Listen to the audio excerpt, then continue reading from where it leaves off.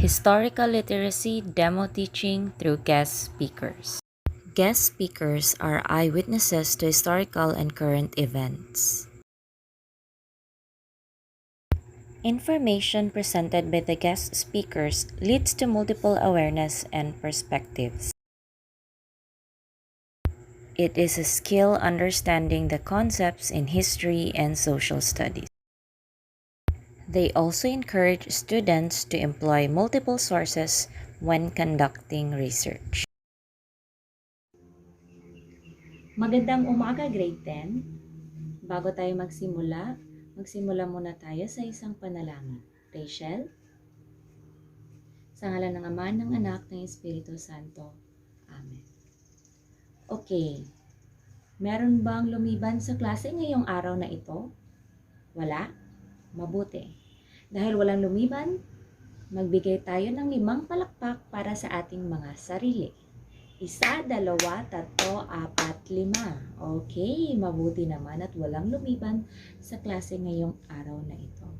Ngayon, bago natin tatalakayin ang ating bagong leksyon ngayong araw na ito, meron akong ipapakitang isang video kung saan meron akong inimbitahang mga guest speaker.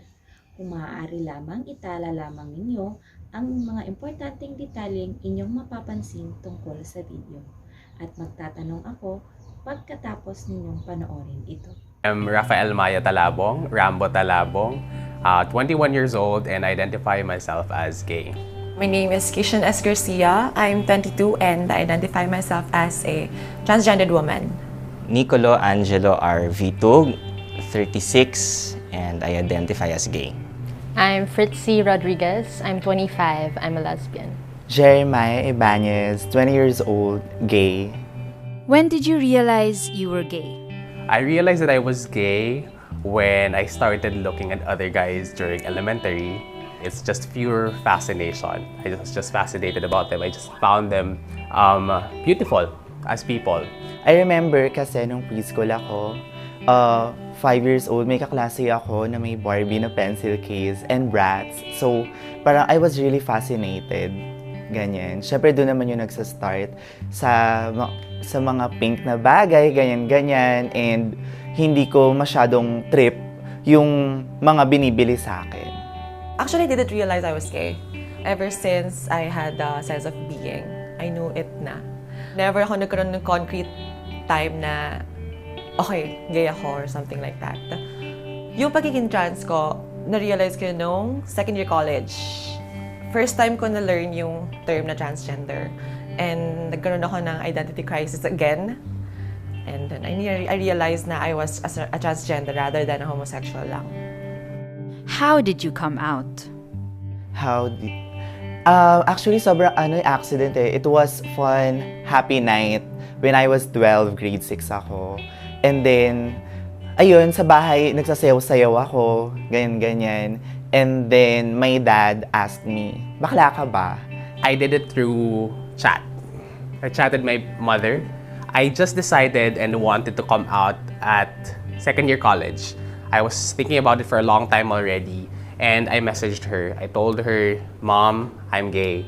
Actually, before coming out, I read theses about it. Kasi I really wanted to confirm. Kasi I'm not really that super, parang go with the flow. Parang I want to learn about it muna.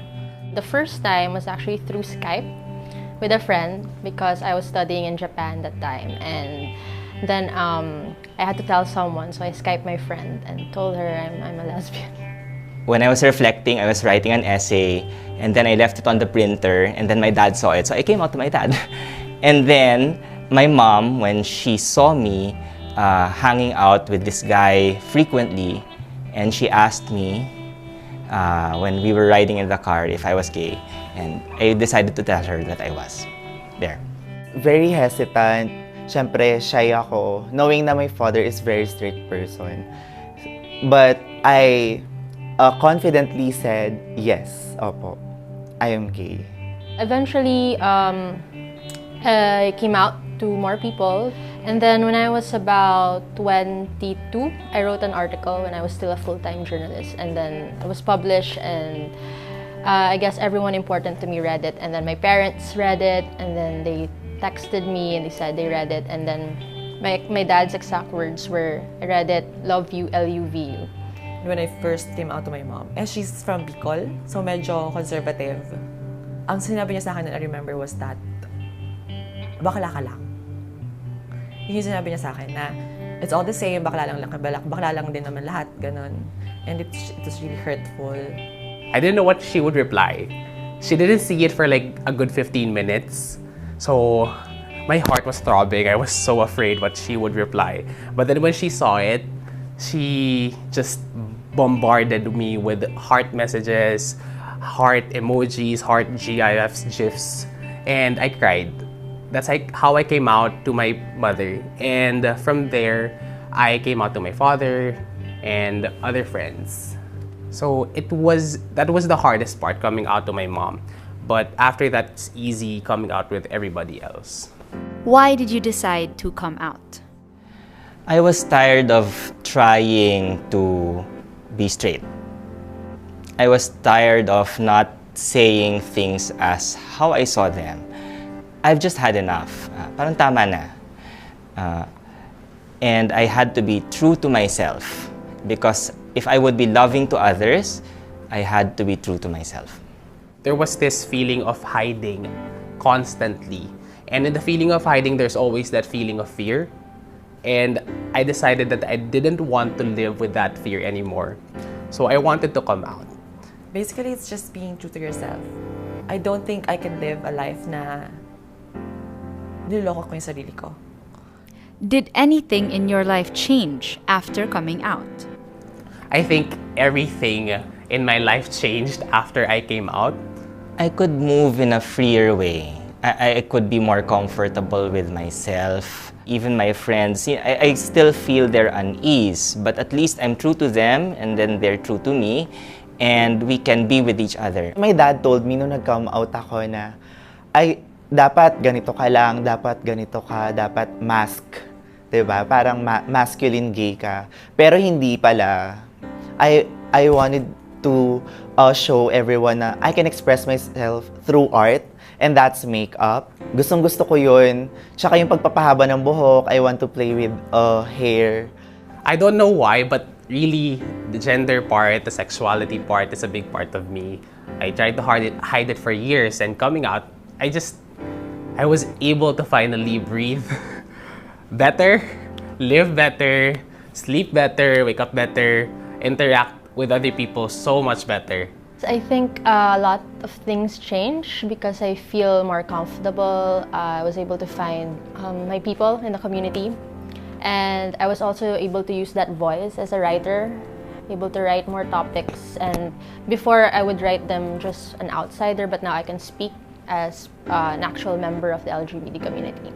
Magkakaroon ka ng point na okay ka na identify mo na yung sarili mo as a woman, pero yung ibang tao hindi pa rin. And once na napansin nila na hindi ka pa babae, they're gonna start calling you as something different from your identity. And masakit yun. And then you're gonna thrive to be passable, and then you're gonna thrive to be attractive.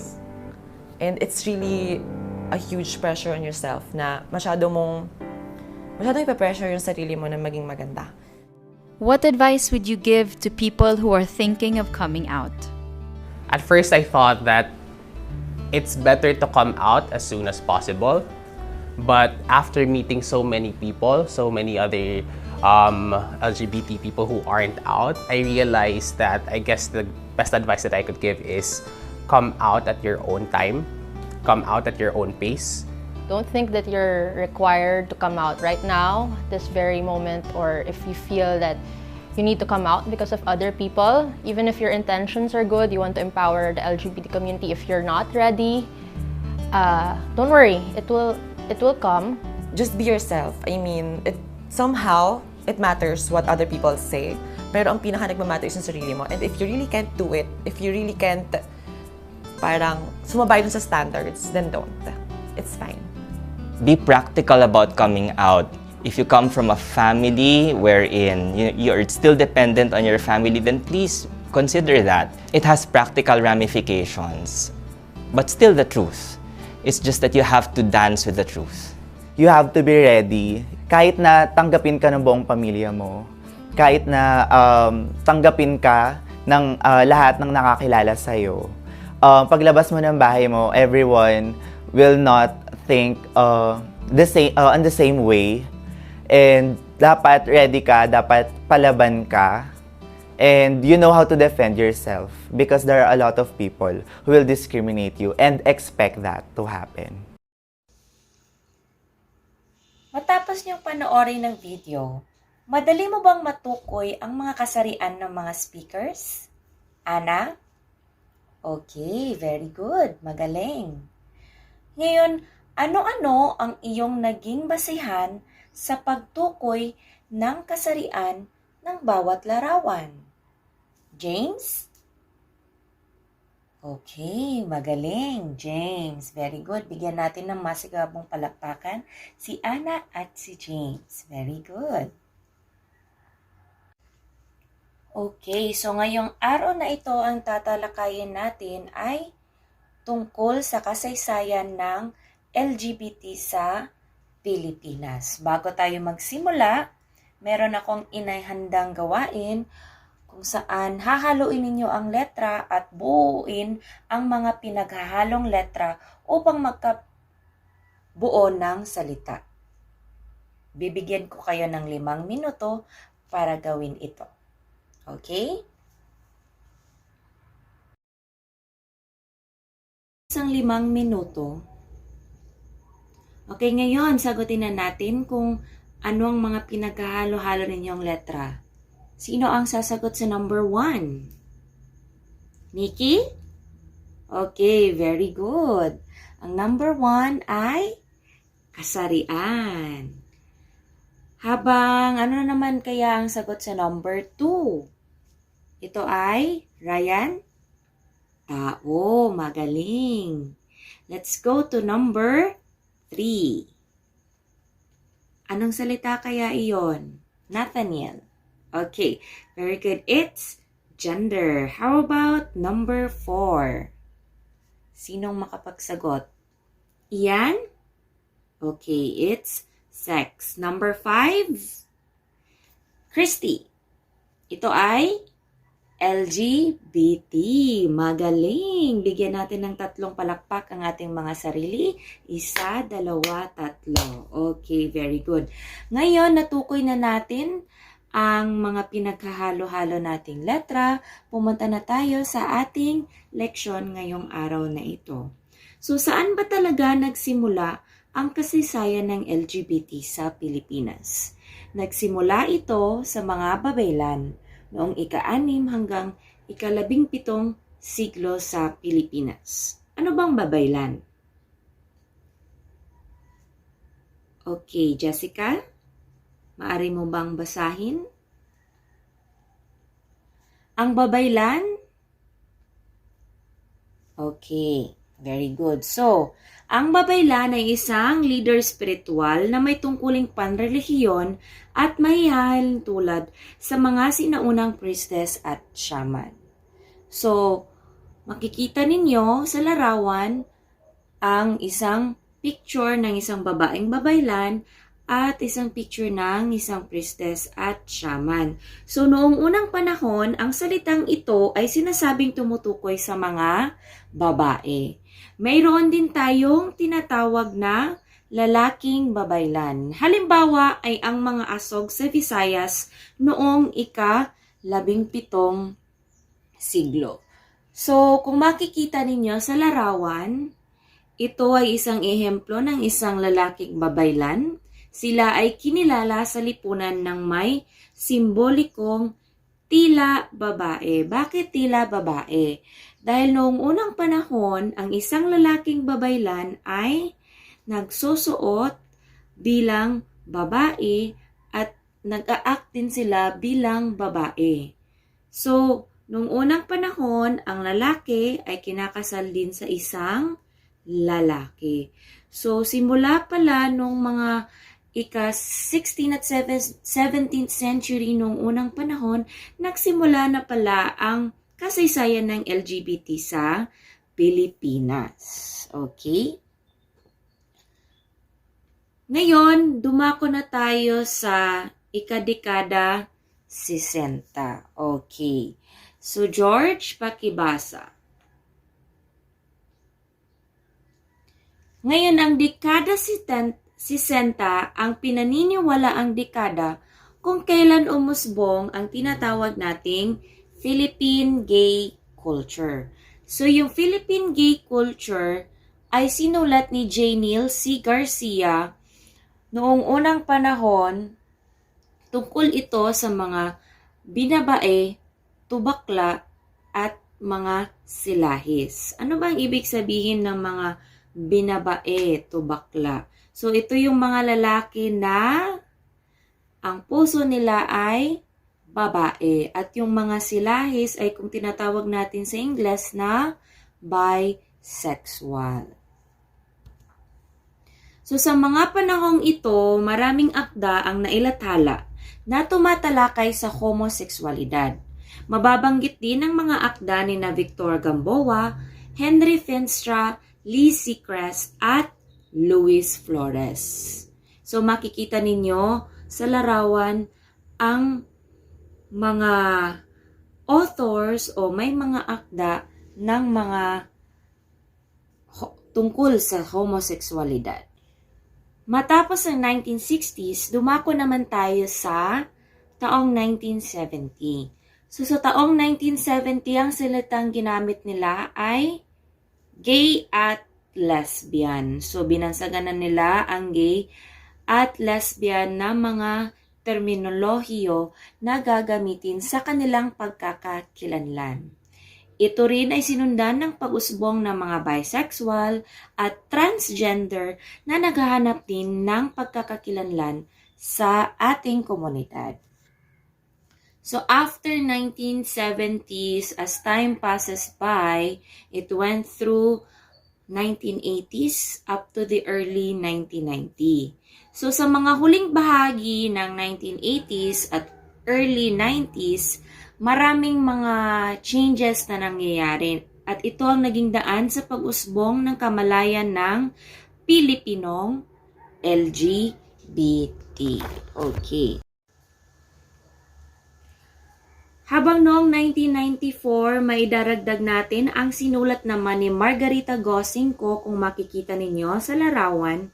Ang aklat na ito ay pinamagatang A Different Love, Being a Gay Man in the Philippines. So as time passes by, marami na ring mga author o may mga akda na nagka-interes na sumulat tungkol sa mga LGBT sa ating Pilipinas. So as time passes by, marami na ring mga author ang nagka-interes na sumulat tungkol sa LGBT at sa kasaysayan rin nila dito sa Pilipinas. Okay, so yung LGBT, ito ay naging isang malaking yugto kung saan para sa lesbian activism sa Pilipinas, naganap ng sumali ang di kilalang samahan na Lesbian Collective sa marcha ng International Women's Day noong Marso 1992.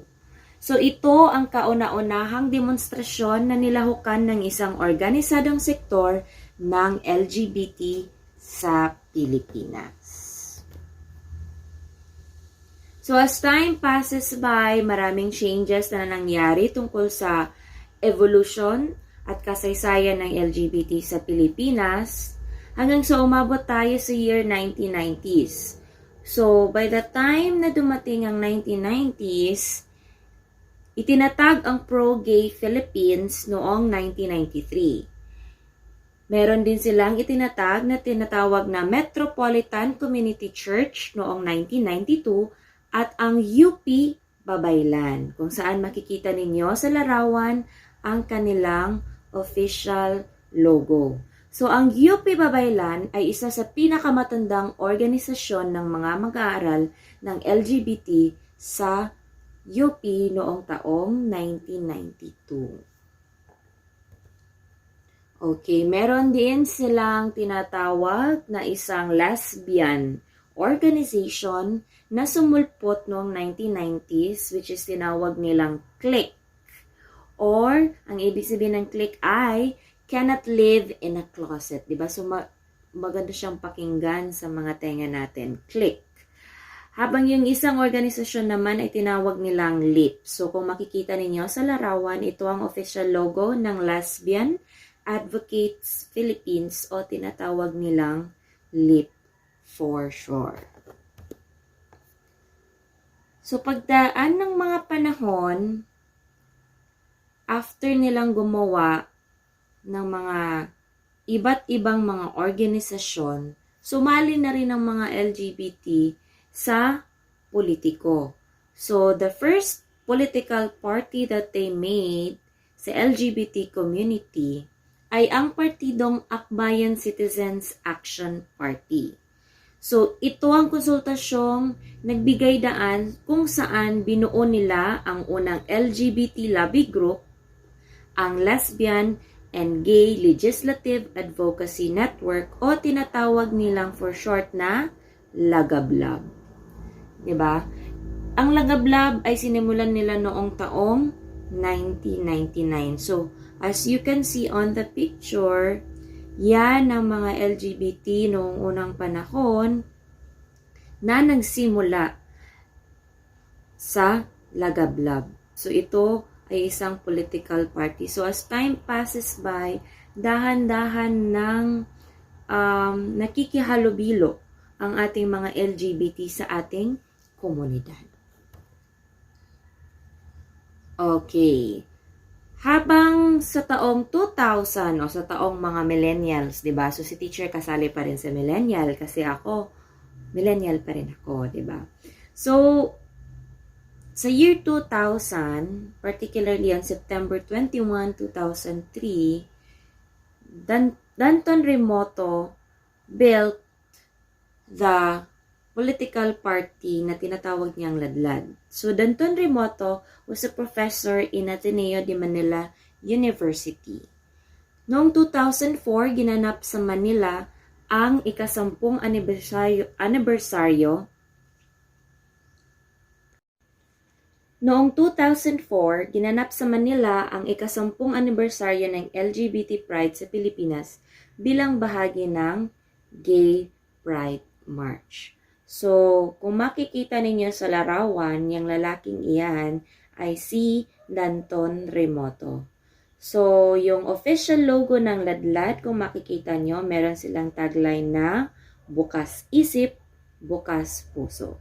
The political organization of lesbian, gay, bisexual, and transgender Filipinos. Okay, so klaro ba kung ano ang kasaysayan ng LGBT sa ating Pilipinas? Meron ba kayong mga tanong? Okay, wala? So ngayon magkakaroon tayo ng pangkatang gawain. Hahatiin ko kayo sa 4 na pangkat. Ang bawat pangkat ay bubunot ng kani-kanilang numero. Ang nabunot na numero ay may katumbas na paksa o kasarian. So, kailangang ipakita sa malikhain na paraan ng bawat pangkat ang angkop na kilos ng kasariang kanilang nabunot. So, ang bawat pangkat ay bibigyan lamang ng 3 minuto sa paghahanda at 2 minuto para sa inyong presentasyon. Yung pangkatang paksa natin ay hahatiin din natin sa 4. Ito ay ang lesbian, transgender, bisexual, at gay. So, sa pangkatang gawaing ito, magbibigay rin ako ng criteria. So, yung criteria natin, 10 puntos para sa nagawang mabuti ang kilos, 10 puntos para sa wastong datos, at 10 puntos sa malikhaing presentasyon. So, sa kabuuang puntos, meron kayong dapat 30 puntos overall.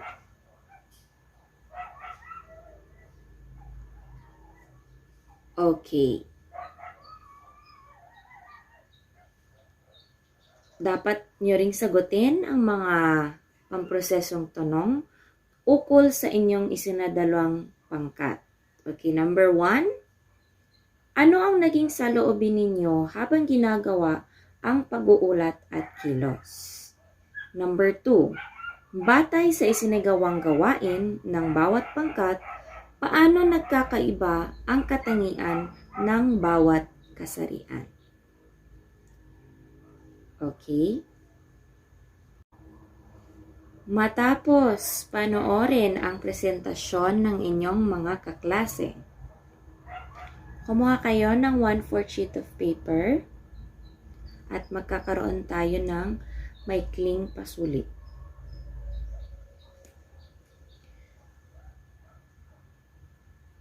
Ang tanong ay isusulat ko lamang dito sa blackboard.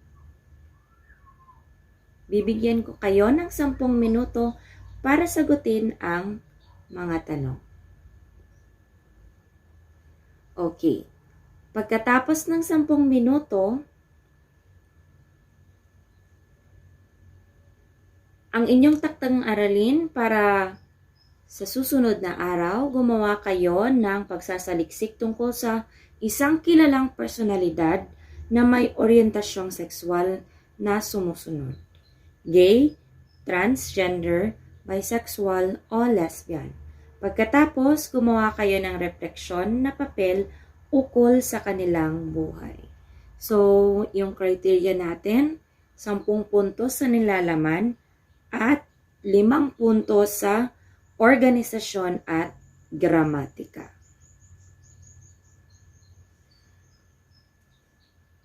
Okay, wala na bang tanong tungkol sa ating takdang aralin? So, wala. Tumayo tayong lahat para sa ating huling panalangin. Sa ngalan ng Ama, ng Anak, ng Espiritu Santo. Amen.